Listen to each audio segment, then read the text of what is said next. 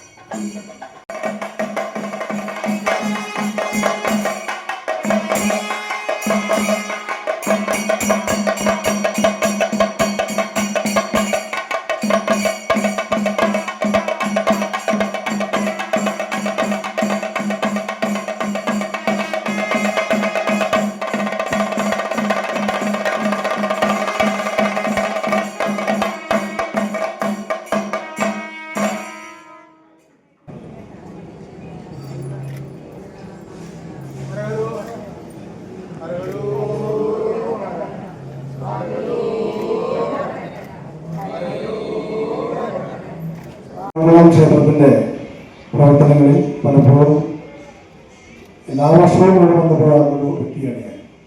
കാരണം ഇതിൻ്റെ പൂയം ആഘോഷത്തിനോടനുബന്ധിച്ച് ഇവിടെ നടക്കുന്ന ചടങ്ങിൽ ഉദ്ഘാടനവും കാര്യങ്ങളൊക്കെ ആയിട്ട് നമ്മളോട് പറയാറുണ്ട്. ഇവരൊക്കെ എന്നെ വിളിക്കാറുണ്ട്. ഞാൻ വന്ന ഈ ചടങ്ങുകളൊക്കെ പങ്കെടുക്കാറുണ്ട്. വളരെയധികം സന്തോഷത്തോടു കൂടിയിട്ടാണ് ഈ വേദി പങ്കിടുന്നത് എന്നുള്ളത്. അതുകൊണ്ട് തന്നെയാണ് ഞാൻ ഇപ്പോഴും ഒരു തവണ പോലും ഞാൻ വിളിച്ചിട്ട് പരാതിപ്പെട്ടിട്ടില്ല. അതിന് കാരണം ഇവരെല്ലാവരും എനിക്ക് അത്രയും വേണ്ടപ്പെട്ട ആൾക്കാർ കൂടിയാണ്. ഈ ക്ഷേത്രത്തിൻ്റെ പ്രവർത്തനങ്ങൾക്കായിട്ട് അതിനെക്കുറിച്ച് കാര്യമായിട്ട് നിങ്ങൾക്ക് എല്ലാം അറിയാവുന്ന പോലെ തന്നെ എന്നാലും ഒരു വേദിയായതുകൊണ്ട് പറയാണ്. നമ്മുടെ എല്ലാം പ്രവർത്തനത്തിൻ്റെ ഭാഗമായിട്ട് അല്ലെങ്കിൽ ഇവിടെ സഹകരിക്കുന്ന ഭക്തജനങ്ങളുടെ പ്രവർത്തനത്തിൻ്റെ ഭാഗമായിട്ട് ക്ഷേത്രത്തിൻ്റെ പുനരുദ്ധാരണ പ്രവർത്തനങ്ങൾ വളരെ ഗംഭീരമായിട്ട് നടത്താൻ സാധിക്കുന്നു എന്ന് പറയുന്നത് നമ്മളുടെ ഓരോരുത്തരുടെയും മനസ്സിലെ ആത്മവിശ്വാസം വളർത്തുന്ന ഒരു കാര്യം കൂടിയായിട്ടാണ് ഞാൻ കാണുന്നത്. ഭഗവാനെ നമ്മൾ പ്രാർത്ഥിക്കുകയും ഭഗവാന്റെ മുന്നിൽ നമ്മൾ വഴിപാടുകൾ ചെയ്യുകയും ഒക്കെ ചെയ്തുകൊണ്ട് നമ്മൾ പ്രാർത്ഥിക്കും. നമ്മളിലേക്ക് തന്നെയാണ് അതിൻ്റെ തീർത്ഥം ഒഴുകി വരുന്നത് എന്ന കാര്യത്തിൽ സംശയമൊന്നുമില്ല. ഈ ക്ഷേത്രത്തിൻ്റെ പുരോഗമന പ്രവർത്തനങ്ങൾ ഒക്കെ ചെയ്യുമ്പോഴും ഒരിക്കലും ഒരു ബുദ്ധിമുട്ടും വരാതെ എല്ലാ കാര്യങ്ങളും ഭംഗിയായിട്ട് നടത്താനുള്ള ഒരു വഴി ഭഗവാൻ തന്നെ കൊണ്ടെത്തിച്ചു തരുന്നുണ്ട്. അതൊരു നിസ്സാരമായിട്ടുള്ള കാര്യമല്ല. നമുക്കറിയാം പല ക്ഷേത്രങ്ങളിലും പുനരുദ്ധാരണ പ്രവർത്തനങ്ങൾ തുടങ്ങി വെച്ചിട്ട് നടത്താൻ പറ്റാതെ നിൽക്കുന്ന ഒരുപാട് ക്ഷേത്രങ്ങൾ എനിക്കറിയാം. അപ്പം അത് കാരണം അതിൻ്റെ പ്രവർത്തന മണ്ഡലത്തിലുള്ള വ്യക്തികളുടെ സ്വഭാവവും അല്ലെങ്കിൽ അതിനോട് ചേർന്ന് നിൽക്കുന്ന വിശ്വാസവും അതൊക്കെയാണ് ഏറ്റവും പ്രധാനപ്പെട്ട കാര്യം. ഇവിടെ ആരും നല്ലൊരു പ്രശ്നം നിലനിൽക്കുന്നില്ല എന്നുള്ളത് തന്നെ വലിയൊരു സമാധാനമായിട്ടുള്ള കാര്യം കൂടിയാണ്. സമാധാനത്തോടൊപ്പം സന്തോഷപ്രദമായിട്ടുള്ള കാര്യം കൂടിയാണ്. ഇവിടെ മാഷെ പോലുള്ള മാഷ് ടീച്ചറെ പോലുള്ള ഉദാര മനസ്കരായിട്ടുള്ള ആൾക്കാർ സമ്പത്തുണ്ടായാൽ മാത്രം പോരാ, അത് പൊതുവായിട്ടുള്ള സമൂഹത്തിൻ്റെ കാര്യങ്ങളിലേക്ക് വ്യാപരിപ്പിക്കണം എന്നുള്ള ആഗ്രഹമുള്ള വ്യക്തിത്വങ്ങൾ ഉണ്ടാകുമ്പോഴാണ് സമൂഹം കെട്ടുറപ്പുള്ളതാകുന്നതും പരസ്പരം ബന്ധങ്ങൾ ദൃഢമായിട്ട് വരുന്നതൊക്കെ. അതിൻ്റെ ഉദാഹരണം കൂടിയാണ് നമ്മൾ നിൽക്കുന്ന നടപ്പുര എന്ന് ഞാൻ വിശ്വസിക്കുന്നു. ഈ ഒരു നടപ്പുര മാഷും ടീച്ചറും ഞങ്ങളും നമ്മളെല്ലാവരും ഇരിക്കുന്ന എല്ലാവരും കാലം കഴിഞ്ഞ് പോയാലും ഇതിങ്ങനെ തന്നെ നിൽക്കും എന്നുള്ളതാണ് എൻ്റെ ഏറ്റവും പ്രധാനം. അതിൻ്റെ അർത്ഥം എന്നേക്കുമായിട്ട് ഒരു സ്വാതന്ത്ര്യം പോലെ ഒരു അനുഗ്രഹം പോലെ ഒരു നടപ്പുര നമുക്ക് പ്രദാനം ചെയ്യുകയാണ്. ഭഗവാന്റെ മനസ്സിൽ അതൊന്നും നടക്കില്ല. അത് എന്തായാലും തീർച്ചയായിട്ടുള്ള കാര്യമാണ്. അത് അങ്ങനെ തന്നെ നടക്കാനാണ് വേണ്ടത്. ഭഗവാന്റെ അനുഗ്രഹത്തോടു കൂടി തന്നെയാണ് കാര്യങ്ങൾ നടക്കുന്നത്. പ്രത്യേകിച്ചും ഇന്നത്തെ ഈ പ്രതിഷ്ഠാ ദിനത്തിൽ തന്നെ എൻ്റെ ഉദ്ഘാടനം ചെയ്യാൻ സാധിച്ചത് വലിയൊരു മഹനീയമായിട്ടൊരു ഭാഗ്യമായിട്ട് നമ്മൾ ഉണ്ടായിരിക്കണം കണക്കാക്കാം.